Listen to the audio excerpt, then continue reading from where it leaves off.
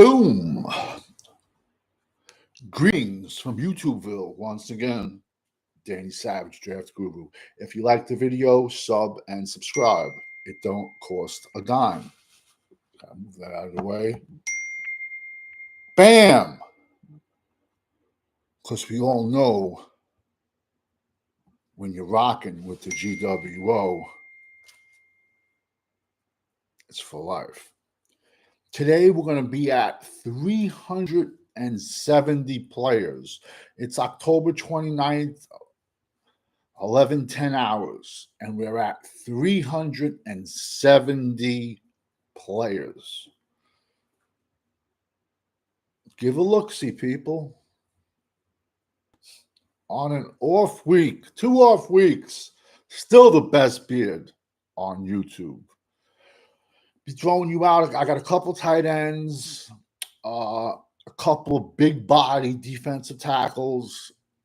I got a guard, got a tackle, a running back. So I'm going to be throwing out 6 guys today. So we're at 370.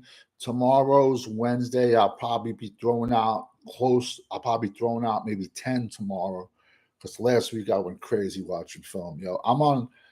I'm going to be starting probably the end of the week my 3rd notebook because I'm old school. I write everything down. I'll probably be on my 3rd notebook. And we still got so many more names to go because I feel bad leaving small kids out. And I haven't even really hit a lot of the small colleges yet, but they will come. I'm going to start with a small college kid. I'm going to start this video with Latrell Bullard, Georgia Southern. Can't miss him. Hard to miss. This kid is nothing but a zero tech. Don't expect anything out of this kid in the pass game. Nothing. He's between 6 foot and 6'1". In my opinion, he's closer to 6 foot, and he's like legit 370 pounds. Legit. And he has crazy feet and crazy short area quickness, especially for being such a big man, big kid. To me, he's a kid because, I'm an old man. To me, he's a kid. But for being that size and having such short area quickness, it's crazy. He could come out. He could get a better offer at the end of the year and move up to a bigger level of competition. And I would like to see that a little bit better, to see how he would fare against better competition, or he gets invited to a bowl game and we see how he plays. But Latrell Bullard, he's a nose tackle. I'm from the old school era where we actually had names for positions like defensive end. Now it's edge. You had your defensive tackles. You had your nose tackles. Now we have 1 techs, 3 techs. The offensive line, it's A, B, C, D. In my era, it was 2, 4, 6, 8, 10. 1, 3, 5, 7, 9. It's just, I don't know why people have to change shit and they try to make it more complicated than it is. But numbers, I guess maybe letters might be easier for some dudes to figure out versus letters, because I know some people, including myself, I suck at math, bro. And I get letters in my head. I'm like, ah. Next kid is a tight end, bro. This kid has the sky's the limit for this kid, and no one's talking about him. Oronde Gadsen, the second. And I'm like 90% sure his dad played for the Dallas Cowboys. So he really wasn't good, but he played. But the genetics are there. This kid is 6'5", 235. I would like him to be a little bit bigger. So he's 6'5", 235. 2022, this kid went off. He went off in 2022. Had over 1,000 yards. And then 2023, he had an injury. So he was out all of 2023. So far this year, he has like 35 catches, almost 500 yards, and 4 touchdowns. All right. When it comes to tight ends, people in the NFL, this is what college coaches tell you. This is not me. This is what Big 12 college, this is what college coaches tell you. Anyone can go out and catch a 5-10 yard pass. It's the tight ends who can block also that have a future in the NFL. They can have a future simply as a run blocker, but even if you have a great pass catcher, and you can stretch the defense and you're the quarterback's best friend, especially in the red zone, you have to be able to run. You have to be able to run block. And there's some occasions you have to be able to pass block. The sky is the limit for this kid, and nobody's talking about this kid. Nobody. But I am. Next kid is a tight end, Gunnar Helm from Texas. 6'5", 250. This kid is just the complete opposite. This kid, solid, not spectacular,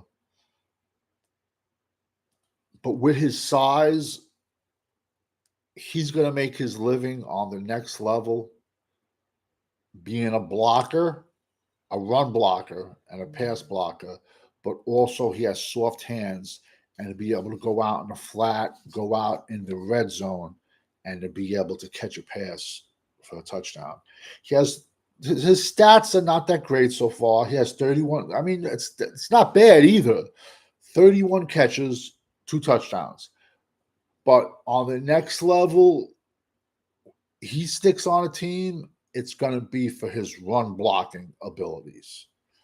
Next kid is Texas A&M defensive tackle Shemar Stewart. He has great size, man. 6'6", 290. When you're 6'6", 290, he has the frame. When I see big dudes and I see their frames, I'm always like, yo, he could be bigger. He could be bigger. I'm like the weird scientist. I'm like, yo, we can put weight on him. He has the frame too. He's, like I said, 6'5", 290. So he's carrying the frame to be at least 320, at least. He's solid, not spectacular either. He has like 10 tackles, 1 sack, and 1 forced fumble. And he's had that basically throughout his career. But his pressure rate is he has a very high pressure rate at getting to the quarterback. But he puts on some weight. He's definitely it's gonna help him in the NFL, especially at his height with leverage. You know, you can get some shorter offensive linemen that can get underneath him. But like I said, a kid like him, he has no problem. He has no problem putting on an extra 20, 30 pounds. You you feed him that, I was going to use one phrase, but I caught myself back. Like I said, he gets to the NFL, he needs to get bigger. To be that size and play inside, I would like him to be bigger. That's just me. But if he got to 300, 305, listen, that's fine. Like I said, that's a couple of Thanksgiving meals in him. Listen, you got to realize, people, when you're 6'5", 290, you can put on, you have a giant frame to fill out. And you can put on weight relatively easily. So if you're eating 4 times a day and you're not gaining weight, it's simple. Eat 5 times a day. And this is for the high school kids also. If you're eating 5 times a day and you're not gaining weight, eat 6 times a day. If you're not gaining weight, eating 6 times a day, eat 7 times a day. Eat 8. Stay away from these bullshit protein drinks. They're all garbage. One company makes them all, and everyone else slaps their label around them, people. If you want to do one right after you work out, I don't have a problem with it, as long as you get a good solid meal into you an hour later. That was your fitness tip of the day. We got a running back, Jonah Coleman from Washington, 5'10", 230. He's having a decent season, 800 yards, 5 touchdowns. He's sorry, I got my eye. He's fast for his size, and he's more like a one cut, boom, gone kind of back. Washington's kind of having a down year, so he's not getting the hype that he deserves, but it's such a crazy, crazy deep running back class. He's going to get lost in the shuffle. This is such a crazy, crazy deep running back class. You're going to see a lot of kids get lost in the shuffle. And you're going to see like 6-round picks be stars in the NFL. You're going to see 7-round picks be stars in the NFL. You're going to see a lot of undrafted free agents make teams in the NFL. Next, I'm throwing a tackle at you. Today, I threw out 6 people. So I gave you an extra because I like you. I'm a nice guy, even though I come off like mean and nasty. But that's just my person. That's just the way I talk, man. I have a monotone voice. Everything I say sounds the same. But I really am nice. I mean, come on. It's Purdue offensive tackle Marcus Mbow. Kid has started at guard. He started at right tackle also. So he has guard and tackle flex. I see him specifically as more of a right side player. 6'5", 300. Boom. Then again, NFL is going to want him to be about 310, 315. They're going to want him to put on some size. But he started at guard. He's a numerous year starter at Purdue. And he started at guard. He started at tackle. And I've said this many times before, when you have flexibility and you can play more than one position, that elevates you from someone else. Except Dallas. Dallas loves just drafting people and just switching their positions that they never played. But that's a whole nother story, and that's why Dallas sucks. But it's okay. Today we dropped 6 people. We're at 370 people so far. Tomorrow, same thing. I'm going to be putting out about 10 players at least, whatever. I still got a mock draft, a 2-round mock draft.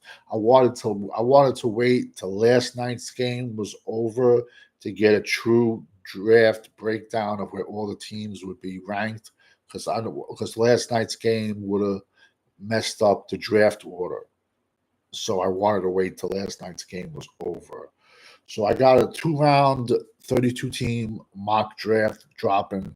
Tomorrow I'll be putting out another 10 players, rises, and bro, we all know this is the #1 college draft up-and-coming channel there is, because we all know when you're rocking with the GWO, it's for life. Over and out, everybody.